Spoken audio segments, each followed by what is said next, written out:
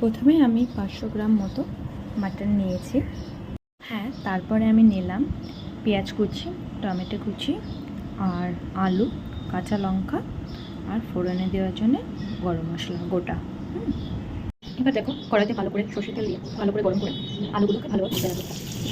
এরপরে এর মধ্যে সমস্ত উপকরণ দিয়ে ভালো করে ম্যারিনেট করে নিলাম মাটনটাকে।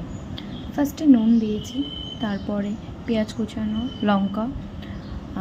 লঙ্কার গুঁড়ো, হলুদ গুঁড়ো, জিরে ধনের গুঁড়ো, পেঁয়াজ আর আদা রসুন বাটা সমস্ত দিয়ে সর্ষের তেল দিয়ে ভালো করে ম্যারিনেট করে কিছুক্ষণ রেখে দেব।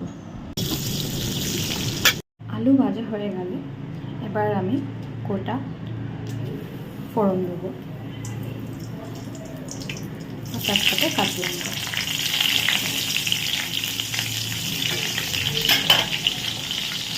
এরপরে মাটনটা আস্তে আস্তে এর মধ্যে দিয়ে দেবো।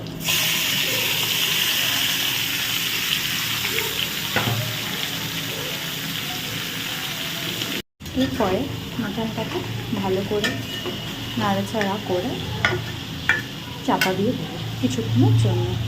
এরপরে ঢাকনাটা খুলে একটু উষ্ণ গরম জল দিয়ে বারবার করে কষাবো।